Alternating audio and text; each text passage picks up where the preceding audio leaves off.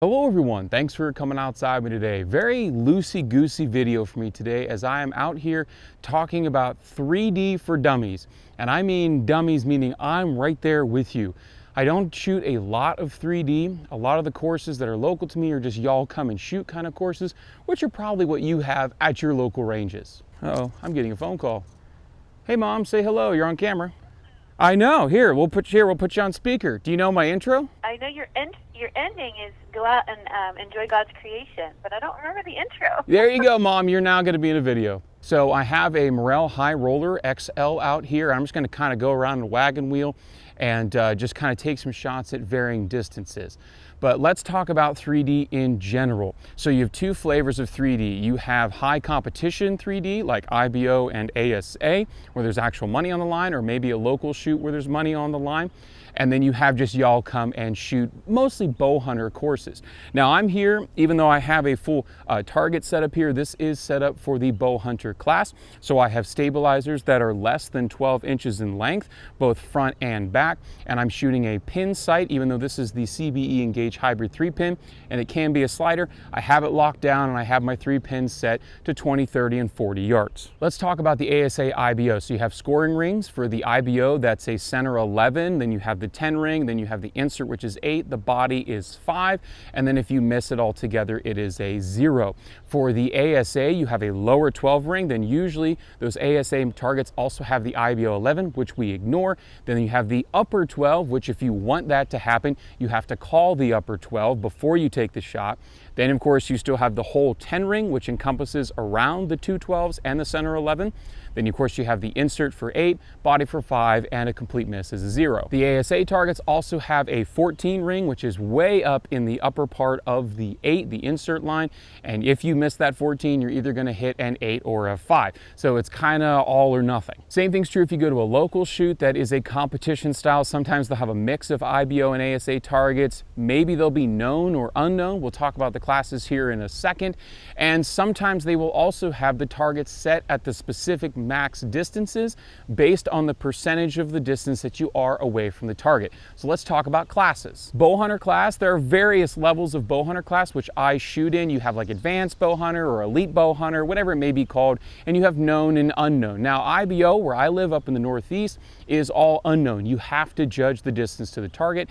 ASA has 2 classes where you can know the distance to the target or you have an unknown distance to the target. The max distance is either 35 or 40 yards depending on where you are in the bowhunter class, and the open classes are either a known or an unknown 45, or even the open pro or the known pro, which would be a max distance of 50 yards. For you ladies, sometimes it's in the 35 or the 40 range, or if you go for the full pro, you'll be shooting basically the same courses as the open men, which is that max distance of 45 or 50 yards. So let's cycle back to what I was talking about, that max distance per stake and per target based on whether you're going to that local shoot or that open shoot where anybody can come and really compete and shoot for money.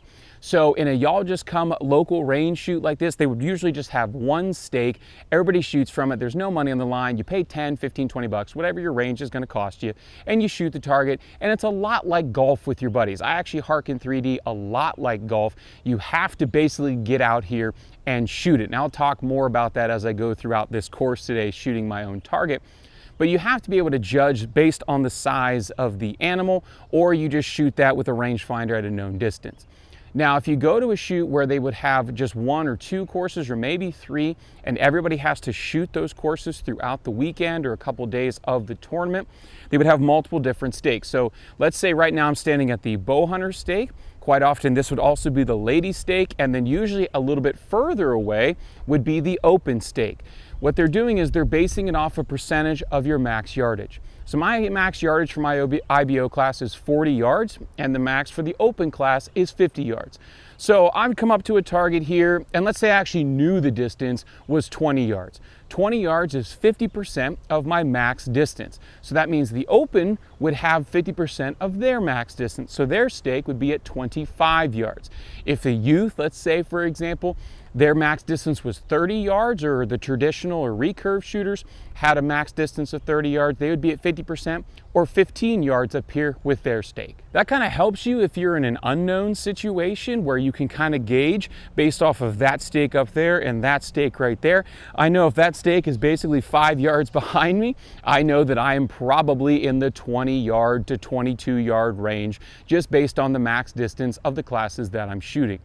If it's a known, it doesn't really matter. You're pulling out a rangefinder, you're clicking it, and you're going to be shooting for a scoring range. Now, some bow hunter classes in certain states will allow you to use a single pin slider, and quite frankly, I think all bow hunter classes should let you use a single pin slider. Here in the IBO, we have to use fixed pins. We can't move it, so we have to gap shoot. So if this was a 25-yard target, which it's looking like it's pretty close to that, I'd have to gap between my 20 and 30.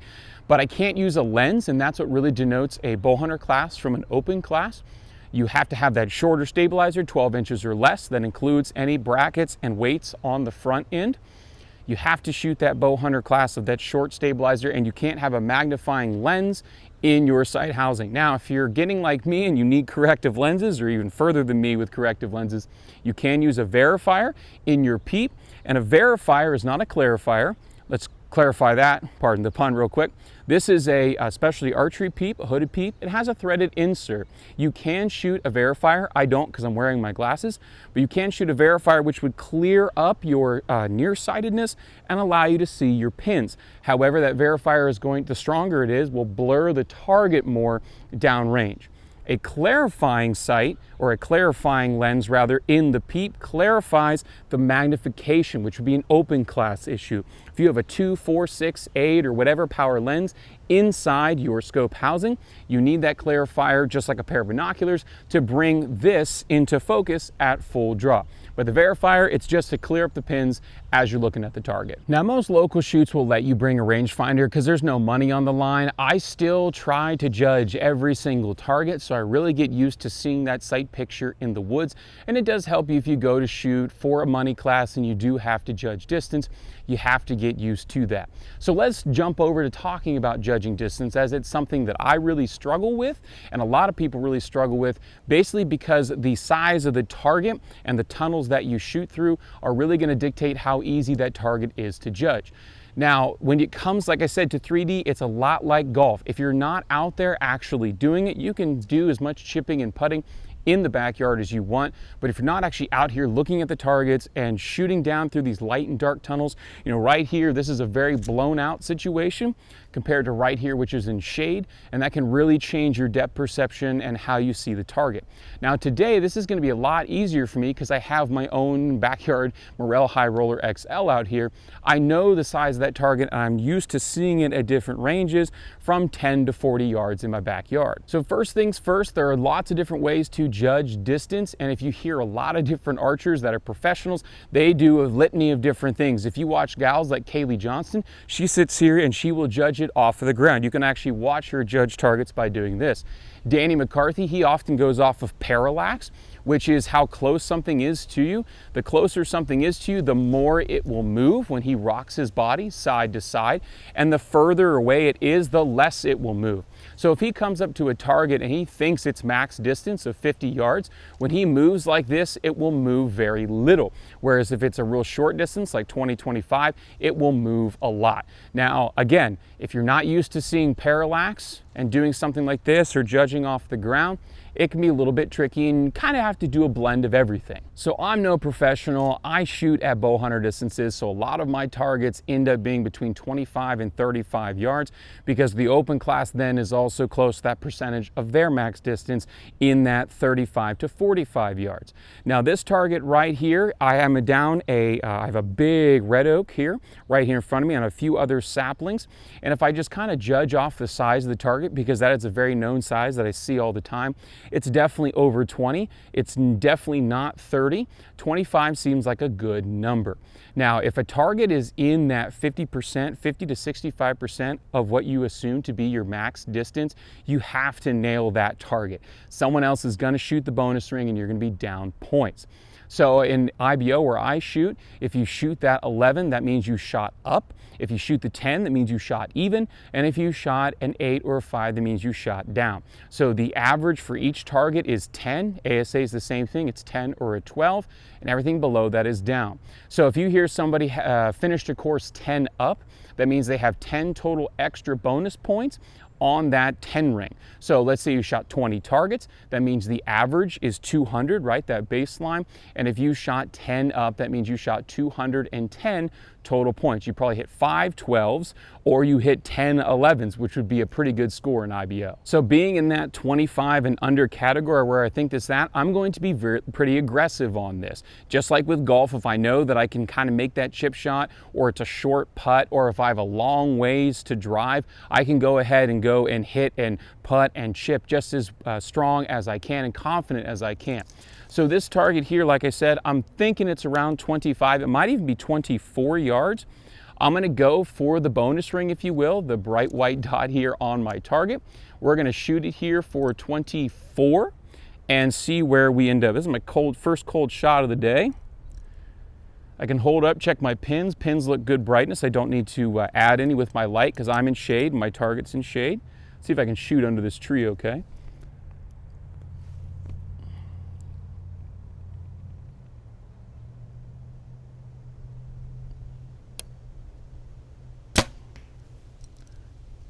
Looks like I should have shot it for 25. It's in there, it's a little bit low, and I pushed it a little bit left. There's a tree right in my way.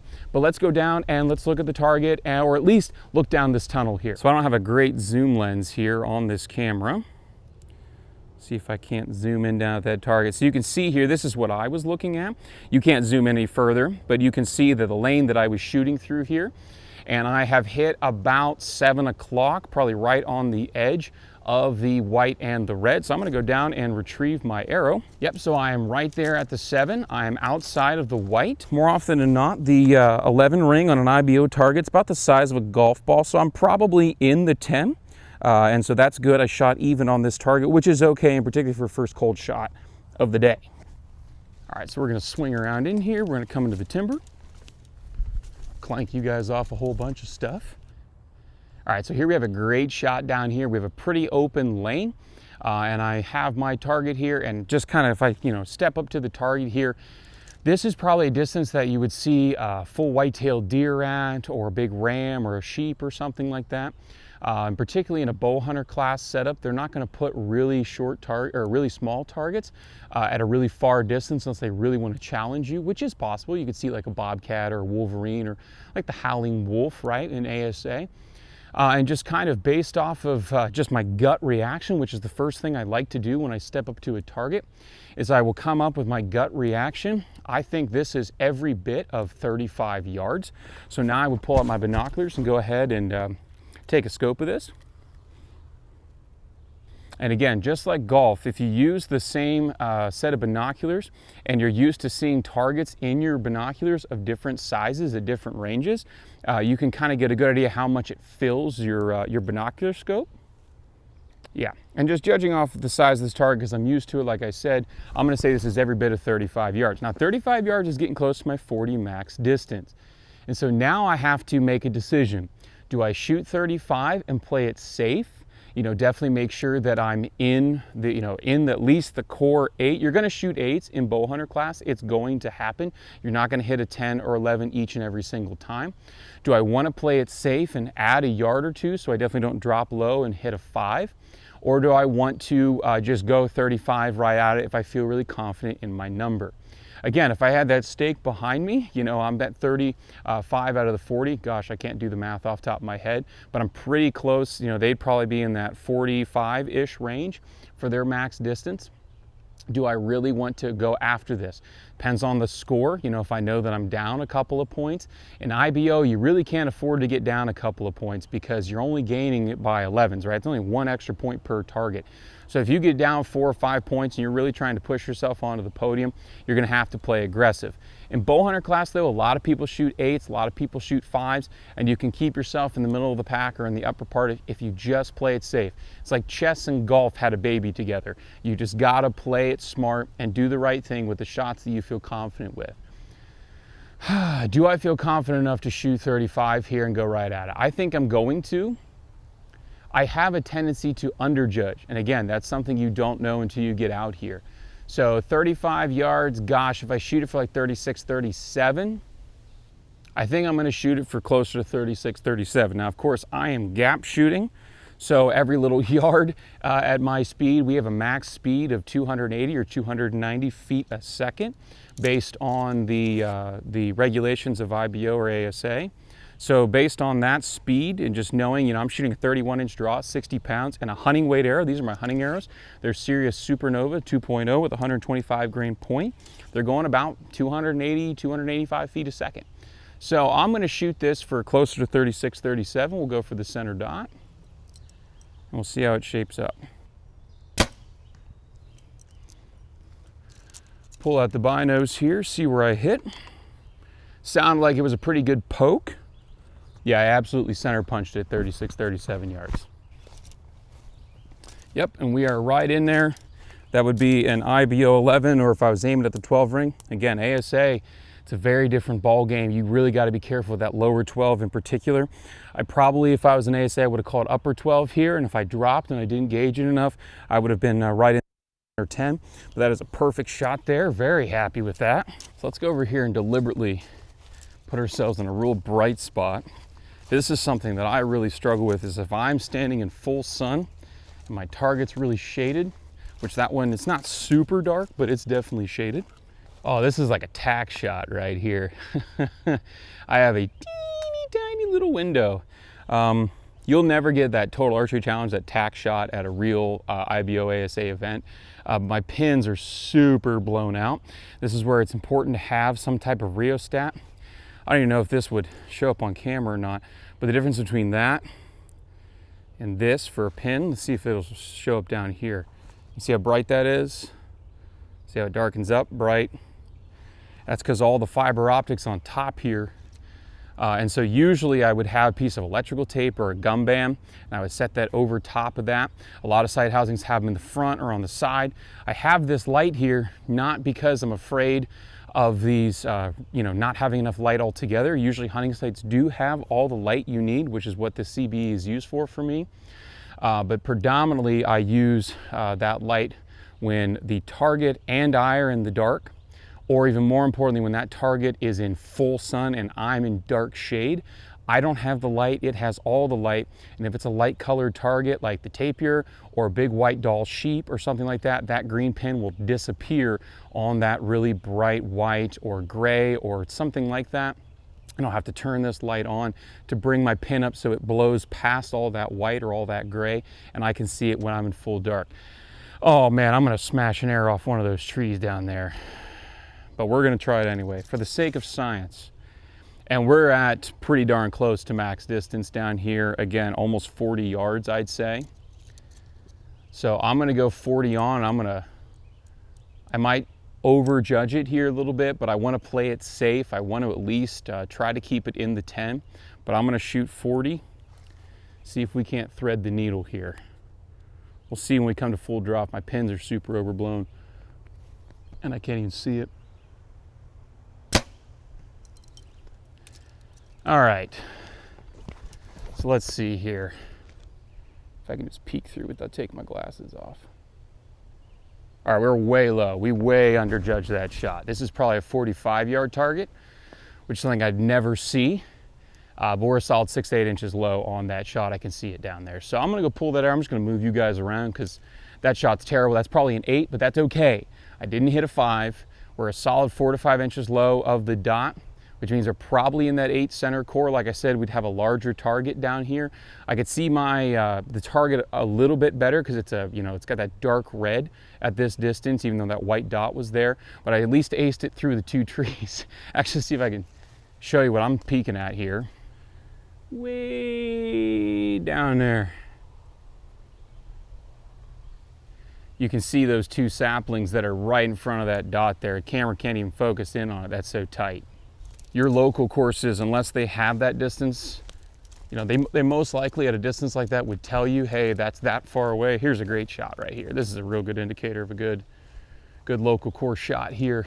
Yeah, I'm actually not gonna even pull that arrow. I'm gonna leave it because it's so far down out of the way. All right, so here we have a really good example of a good shot. It's nice and open.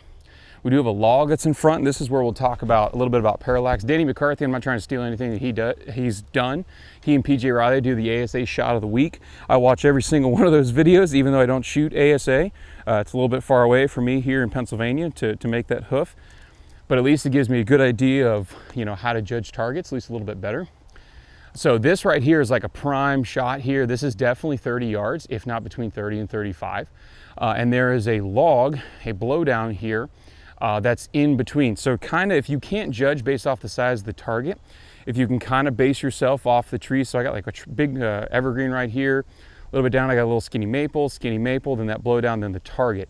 They all look to be about the same distance apart from each other.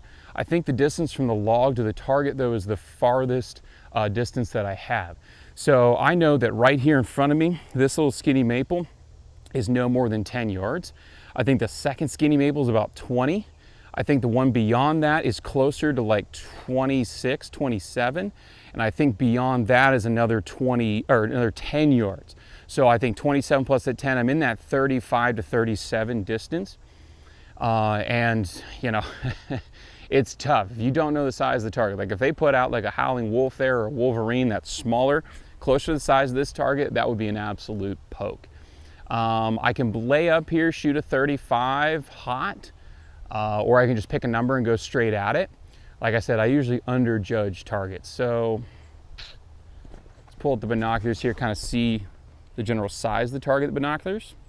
Yeah, definitely based off just the general size of that target, you know, that big cube there, I say we're probably close to that that 35 distance there. So I'm gonna go 35, 36.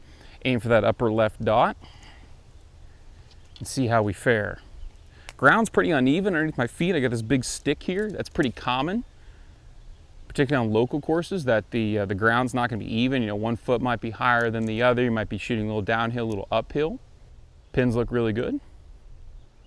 So let's come to full draw here and let's shoot this for that 35, 36.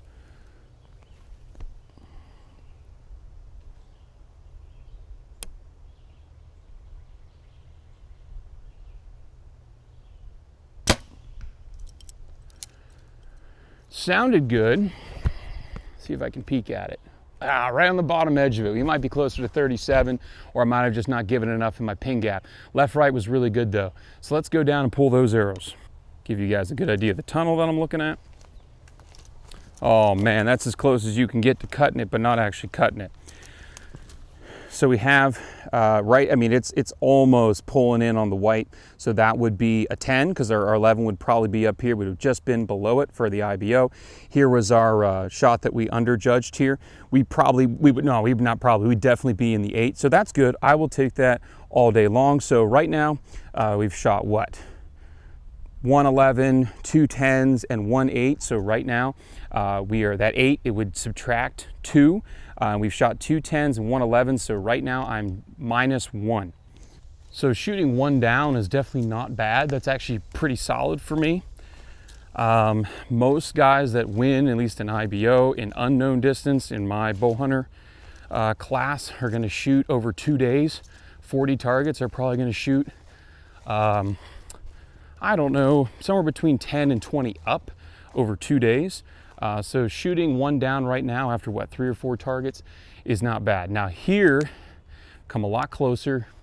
Here's a target that you have to drill. This is definitely in the 20 to 25 zone. And this is where you're gonna have to play aggressive. At least I wanna play aggressive. I gotta get a point back, because most likely if I'm gonna hit 11 here, other people are also gonna get very close to hitting 11. Probably not very many 8s unless they really poorly underjudge it, or overjudge it, which most people don't overjudge, most people underjudge. My gut is telling me 24 yards right now. And when you're shooting Bowhunter class and you've got a speed limit, you know, again, I have freak specs, you know, 3160. So I get a lot of speed, and I try to make up for it as much as I can. But I'm not doing myself any favors. The results are relatively slow bow, very smooth to shoot and very pleasant to shoot. And I'm shooting a heavy hunting weight arrow. You know, I'm not shooting a 410 grain arrow, which is about as low as I can safely go at my specs, needing a 340 to 300 spine. Oh yeah, just judging off how that fills the target there, I'm gonna say we are at 24 yards. So I'm really gonna try to hit the 11 here of 24 yards. We got a few things in the way, but nothing I can't handle. I'm in shade, the target's in shade, so I don't need any light. So let's see if I can't drill this at, yeah, 24. I'm gonna go hot. I wanna shoot it for 23 and play it safe and not go high, but I don't think that's the case here.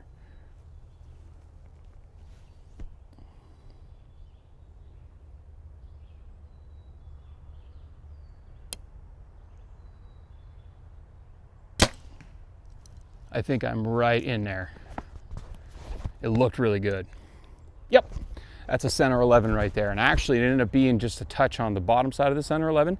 So this might even be 25. I don't have a rangefinder to confirm it, but that's a great shot right there. And that's the shot that I want to take. I want to be aggressive. I want to pick an exact number. When I get to those max distances, I'm like, gosh, it's probably max distance. Want to play it safer there because, you know, a lot of people are probably not going to hit 11s on those targets or 12s. A lot of them in Bowhunter without that magnification are going to be playing, they're going to be laying up, shooting a lot more conservatively. But right there, that is a center 11. Let's keep moving around. Let's go, we'll pull that arrow in a little bit. Let's make sure I can actually see the target. There's not too many trees in the way there. Too many trees in the way there. All right, again, we have more of a like a total archery challenge shot here. We got some trees that are right in my way, which is something you wouldn't see.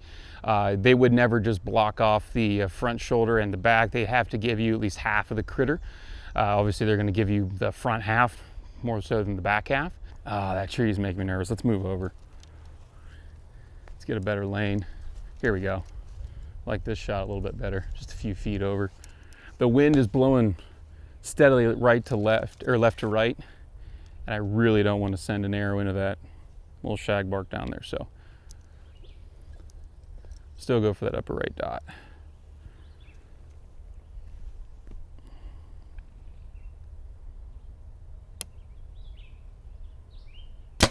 Ooh, that was quick. Ooh, I didn't mean to release it that fast. Of course, can't find anything. Dumb glasses. Perfect shot, absolutely perfect. All right, so here we have the shot we just took, which it is a little bit higher than the center here, not by much. It might have been close to 29-30, like I said. I could have definitely misjudged that. Here is that shot that we guesstimated, what, around that 24, I guess, range. So we have a center 11 and a center 11, which puts us back up at +1, which I'll take that all day long. All right, let's come over here. We'll take one more shot to round off the course here as we make our way around the wagon wheel. This one we're gonna play short, just for fun. I don't feel like stepping back to 40 some odd yards.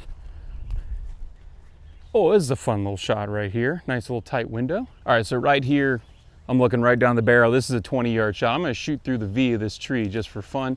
This is a 20-yard shot. I can afford to be really aggressive. That 17 to 21, 22-yard range, if I go super aggressive at it, don't want that arrow. It's not lucky.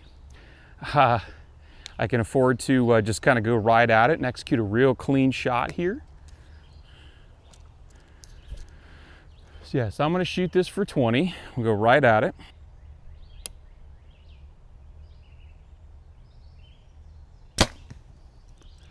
Yep, and that's right there. I'm gonna shoot another one just for fun. Get a group in there. That's the problem with 3D that I really struggle with, because I really love indoor. I love indoor shooting throughout the winter. But 3D, it's like golf. You get one stroke and it's over. You only shoot 20, 30 targets maybe. I just love shooting my bow. There we go. All right, let's go down and take a look. All right. Oh. Well, I'd say the bow did its job today. I was picking okay numbers here. Well, we only shoot about half a dozen or a little bit more. All three of these are right here in the white. We got a nice 1.5 inch group, which is what I expect out of myself at that, that 20 to 22 yard distance. I hope you learned something from this. I know that I love coming out here. If you have the ability to go out to a woodlot and take different targets with you. You know, if your local public lands will allow the regulations, we can't here in PA, we got to find private spots. But you know, if you're able to come out and shoot like this and try different size targets at different distances, kind of get that feel, you know, heck, you could even take a target like this and just paint one side. I've contemplated doing that on this Morel high roller or some other things, you know, put a black trash bag over it, something, and just put scoring rings on it in different colors. So that way you know, you have to judge and you have to really pick a crease of something instead of just aiming right at a dot. That's really helpful too. But I mean, you just can't beat being outside in the woods shooting your bow. So anyway, that's all for this video. If you have any questions about archery, 3D archery, or anything else that pertains to getting outside, please follow the links in the description below. Hit me up on Facebook, Instagram. You can send me an email or even leave a comment with your experiences, your tips and tricks for judging and how you shoot 3D, whether you're in the ladies or the men's, the open or the bow hunters, or even if you're a youth. Hope you're able to get outside, enjoy the sport of archery hunting if you so choose. Definitely enjoy God's beautiful creation, and we'll get to see you next time.